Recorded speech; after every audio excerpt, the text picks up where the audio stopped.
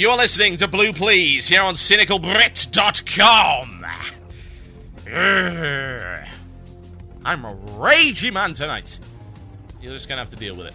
I'll do one more segment, and then I'm going to read some more emails, because like I said, they're really good emails, really good topics.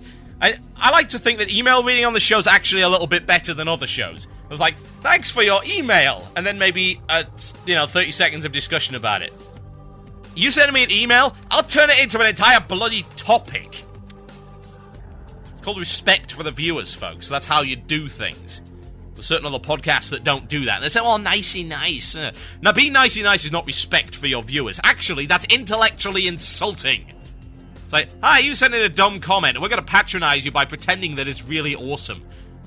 Not only is that creatively dishonest, but like I said, it's intellectually insulting. If you send me a dumb comment, I will tell you. If you send me a good comment, I will tell you. But more to the point, I will give you some actual attention.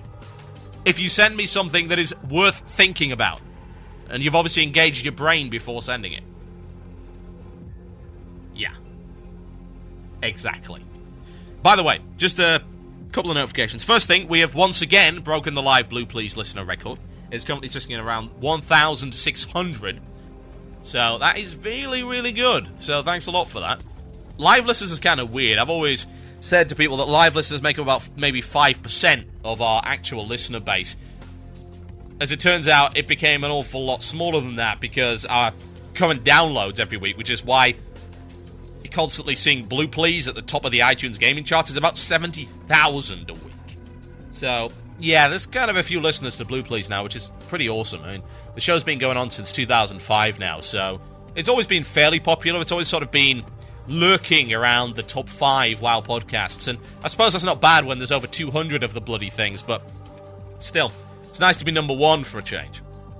Hopefully it'll stay that way, we'll see. Obviously people like the show, otherwise they wouldn't be tuning in on a week-in, week-out basis. Hopefully perhaps they like something different that doesn't simply pander to you and, well, I don't pander to anybody. Aside from myself, and even then I don't do that most of the time. I think pandering, again, is creatively and intellectually dishonest. It treats you like idiots. Makes you believe, or indeed it gives you the indication that the host believes that you're so childish and so stupid that you need a little bit of a pat on the head and a biscuit whenever you're listening to a show. It's just so silly. Are we not grown-ups here? Can we not handle the fact that people's opinions might not necessarily be your own? It's insane. Now, before I go on, I would like to mention a little competition. We got this great little thread on the forums for Cynical Brit. Now, I'd not recommend that you all go there now. You'll probably crash my website. Please don't do that.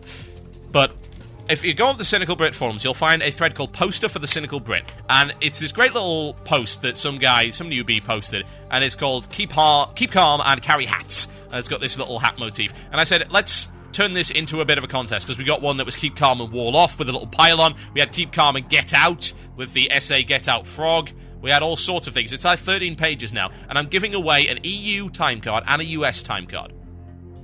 So, any kind of poster that you come up with is awesome, and I don't worry about copyright or anything like that, but what we will do is we're going to try and make the best ones into actual posters and actual prints that you'll be able to buy. And like I said before, probably just give the proceeds to charity or something, because, it's not going to be a huge amount of money. But the ones that aren't copyright, yeah, we'll try and make them into posters if you so desire. And the best ones, copyright or otherwise, I'm going to give a EU time card 60-day and a US time card 60-day. So there you go. That's a bit of an incentive to get creative, folks. There have been some really great ones in there. There have also been some that, I appreciate the effort, if that's what you call it. But yeah. Oh, man. I do particularly like Mecha Cyber Dinosaur Kitten. That is particularly good. Speak Loudly and Carry a Small Conscience is exceptional. And also the Trollface.jpg recruitment poster is goddamn epic. Yes! I did just say... Oh, yeah. I love it. So, yeah, good creativity from you guys. Go there and I'll give you stuff. And I'm aiming to have lots more contests coming up, so keep an eye on the website for that kind of thing. Okay, right. Talked about that enough. I want to talk about normal modes. I want to talk about the purpose of normal modes. And I want to talk about this ridiculous statement that was made. It is, quote, completely unacceptable to have mandatory wipes in pre-raid content. That's the paraphrase. That's basically what this person said. There might be a couple of words mixed up, but hey, that was the intention. Apparently, heroic or normal content, 5-man, it is utterly unacceptable to have, quote, mandatory wipes. Now, first things first, I would like to know what mandatory wipe actually means. As in, you have to go and wipe 3 times before you can beat the content, because if you don't suck, you won't wipe at all. But it depends on what level we're talking about suckery here. We could be discussing the level of suckery that tends to occur in normal LFG modes, whereby they can't even stand out of the fire, or they don't understand the stacking permafrost debuff on Pit of Sauron, for instance, that keeps killing people because people don't understand the concept of line of sight. Sad. So sad. We could be talking about that level of suckery. But if we talk about, say, something like the first boss of BRC, which you saw my wipe video on, are we talking about suckery there? Do people suck if they die there? No, they don't, because it's actually challenging. But, are those wipes mandatory? No. They are not mandatory. At all. That's the thing. They are not mandatory. You could be really good and you could beat it. Is there even such thing as a mandatory wipe? No. I don't believe that phrase even holds any water, because it doesn't seem to exist. There are 2 kinds of wipes, in my opinion. There are justified wipes and there are unjustified wipes. There are, say, wipes that are caused by either blindside mechanics that are gimmicky and RNG, or perhaps are caused by bugs. Those are unjustified wipes. And then there's every other wipe. Because every other wipe is a justified wipe. You wiped because you were not good enough. Try again, be better next time. Will you explain to me what the hell happened to a phrase that I heard a lot when I was growing up and I actually took to heart, which was, if at first you don't succeed, try, and try again. What happened to that phrase? What happened to that attitude, that mantra? I don't see where it's gone. Maybe it's just the new generation don't accept failure. And it's not in the good way either. I mean, I don't accept failure. If I fail, I get angry. I get angry at myself. I'm the kind of person that rages at games. I do. Like, earlier, I was playing Street Fighter. I lost 5 games in a row. And in the last game, I screwed up so bad, I knew I could win it, and I buggered it up, and I threw my controller across the room. And yes, I use a USB Saturn pad, which thankfully is corded, so it didn't hit the wall. It sort of bounced around and looked a bit sorry for itself, as it always does. Now, some people might call that childish, and I suppose there's an element of truth to that. But to me, it's because I get really into things, and I tend to get very passionate about my hobbies. But I also hate myself when I fail, because I don't blame the game for BS most of the time. There's the occasional time when I did, like Sagat players in the original Street Fighter 4. Those guys. Ken players, yeah, that was pretty cheap. But most of the time, I know that I could have beaten that guy if I just didn't suck. So, what do? Well, I get angry at myself because I suck.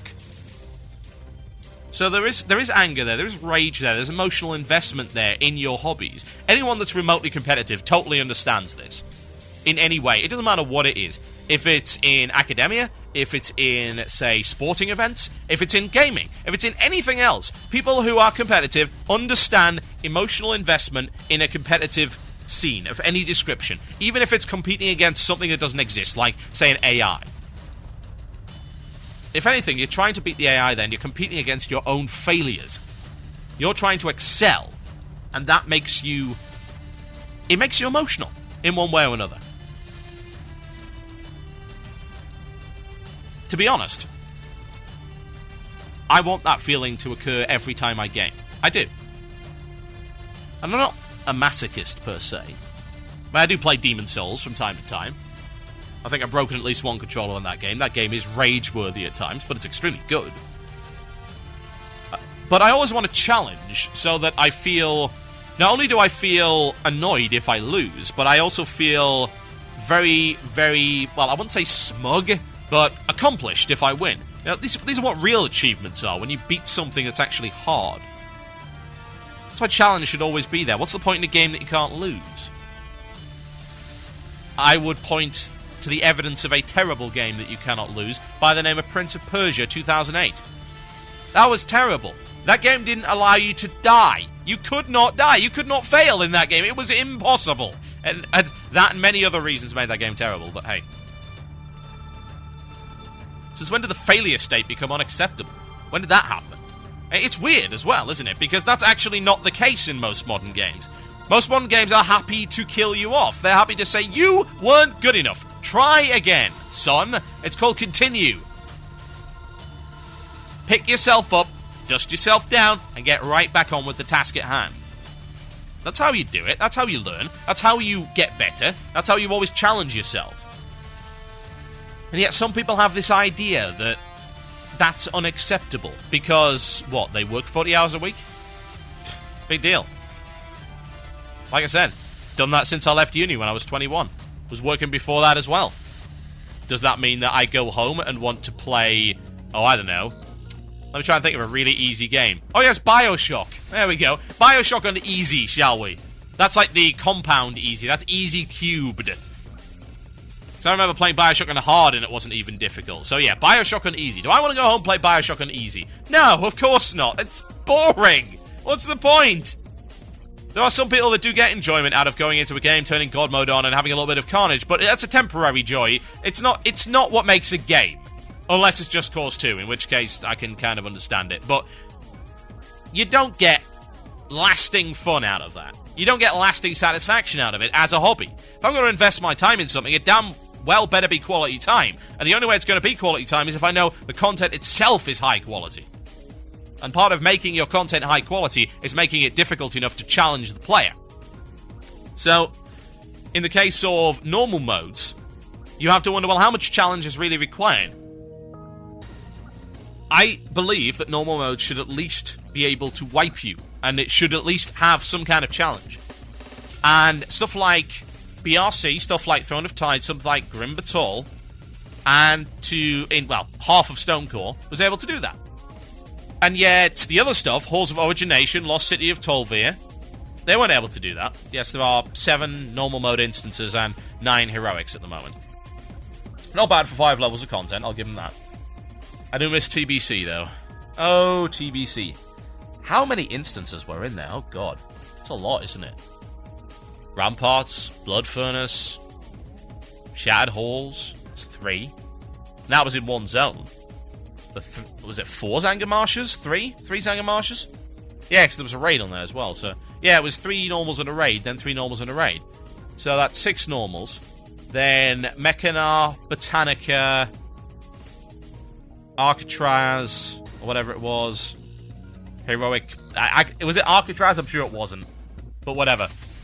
3 there, plus a raid as well. And then you've got the Alkandun ones. So that's another 3. Or was it 2? Yeah, it's 2. Those are the Mana Tombs and the Shadow Labyrinth. It's a lot of content. A lot of dungeons there. I like the TBC Wing design, but hey, whatever. It's a reasonable number. For 5 levels, 7 normal modes, and 9 heroics seems to be a reasonable way to do things.